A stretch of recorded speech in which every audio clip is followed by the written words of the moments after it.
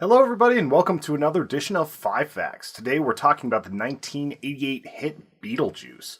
This is a Tim Burton directed, Michael Keaton acted, Winona Ryder acted movie that it's not quite horror. We're not really doing this exactly for horror for this 5 Facts.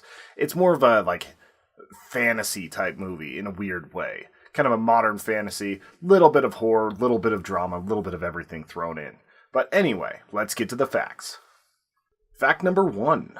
The snake scene was done with a mix of puppetry and stop-motion animation. The scene was actually shot before Keaton was on the project, and the snake bore no resemblance to Beetlejuice. You can see it beside me right now. After Keaton was cast, they reshot the animations, making a puppet head with articulating mouth, eyebrows, eyes, and more. It made it look a lot more like the Beetlejuice character. Burton thought that this was important because he didn't want people thinking it was just some random demon attacking. He wanted them to fully know that it was Beetlejuice. I think it was a huge improvement because that original snake is so cartoonish that it's not actually that scary, whereas the Beetlejuice head for this is terrifying. Fact number 2. This was originally meant to be a full-on horror movie, not comedy or fantasy. Michael McDowell originally wrote the script filled with much more graphic violence, rape, and murder. It was a dark, dark movie. It isn't all that surprising when you find out that he wrote the adaptation for Thinner, several segments for Tales from the Dark Side, and a lot of other horror movies. His vision for Beetlejuice was actually a short, Middle Eastern man that was much more homicidal instead of just kind of a harmless pervert. Maybe not harmless, more of a trickster. Originally, he was supposed to kill Lydia Dietz after raping her, then mauling her in the form of a rabid squirrel. Like I said, a different tone for that movie. Saying his name 3 times did not summon Beetlejuice, but exhuming his body would. You kind of see that that's still in there because they say Beetlejuice, Beetlejuice, Beetlejuice, and then they still have to go into the model and exhume him. He was originally going to be destroyed by Otho during an exorcism, which would also lead to the Maitlands being shrunk and living in the hotel on the model. So instead of kind of coexisting at the end, they were actually going to just live in that model and live out the rest of their eternity there.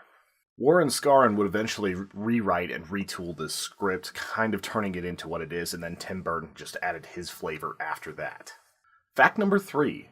It is believed that Beetlejuice hung himself. If any of you guys are like I was whenever I was a kid, you always try to figure out what happened to certain people, why they were in the afterlife and everything, like the football team, the entire team crashed into a mountain and all that sort of stuff. We never are given a reason in the film for what happened to Beetlejuice. According to the script, he actually hung himself, and very poorly at that. It was an excruciating death. In what may seem like a throwaway line by Otho, he claims that suicide victims end up becoming civil servants in the afterlife. This is later reinforced by the blue woman at the receptionist. I think she was Miss Argentina or something like that. She says that she would reconsider her death if she would have known she would be stuck there. Then she shows her slit wrists. Juno, the Maitland's caseworker, has a self-inflicted throat wound. Basically she slit her own throat.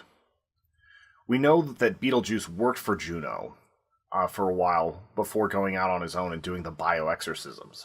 So we know that he probably killed himself to be a civil servant in the afterlife.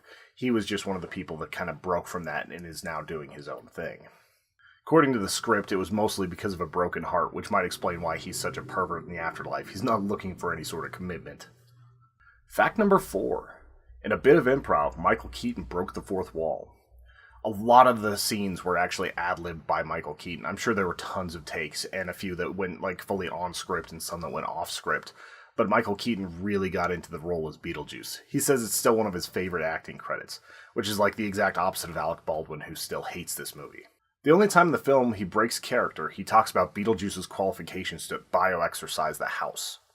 At this point, he speaks in his normal voice, talks about how he graduated from Harvard Business School, trained at Juilliard, among a bunch of other achievements. And these are all things that Michael Keaton actually did do himself. Fact number 5. There's been a lot of talk of sequels for this movie. Ever since 1990, there's been talk of an actual sequel for this movie. The first one seems like a pretty absurd idea. It was actually going to be Beetlejuice Goes to Hawaii, essentially. The Dietzes were going to buy a property that was actually haunted by natives, and they were going to use Beetlejuice to try and get them out. And he was going to do this by winning a surfing contest. This is all stuff that's just kind of conjecture right now. I'm sure the script would change, but that seems like a really weird story to tell. For the past couple years, Winona Ryder and Tim Burton have talked about how they are actually closer than they've ever been to having this sequel happen. But once again, it seems like it's stuck in a little bit of developmental hell. I really hope that they can get through this, because some of these sequels, like with Blade Runner coming out and a lot of other movies where we've waited 30-some years, they've actually had time to come up with some good original ideas, and they haven't felt all that hacky. There's a bunch of them coming out later this year that I'm excited for. The script that they just had originally was so 80s and 90s rad, it kinda hurts me. So let's hope they've come up with something more fun. Beetlejuice might have been one of the most original films of the 1980s. It was a time when practical effects were king and at the height of their prominence. Tim Burton used these effects with a deft hand and wizardry we would rarely see from him in his later years. He would do a couple after this whenever he did Nightmare Before Christmas or Edward Scissorhands or things of that nature, but most would agree he's never hit that same level as he did with Batman, Beetlejuice, and some of the other movies from this era. It's not a movie that's going to change lives, but it is one that has endured nearly 30 years, one that has been prodded and begged for sequels, and has seen many of its actors go on and have huge, long-lasting careers. It's also a study in effective characters. You've got Beetlejuice as a title character that gets less than 20% of the screen time, and he's even in the movie until 25 minutes in, yet we all remember Michael Keaton absolutely killing it in this role. You remember almost every scene with him, as opposed to a lot of other scenes from Alec Baldwin and everybody else that are kind of forgettable. It doesn't matter if you watch this movie for the nostalgia or for the first time. It's amazing. Tell me what you thought about it in the comments below. Give me some of your theories on it. Tell me some of the facts that you know about this movie. Let's keep that conversation going. Also, if you have any suggestions for upcoming horror movies that you want to see us do a 5 facts for, please put those in there. Hit that subscribe button, share this with your friends, and have a great day.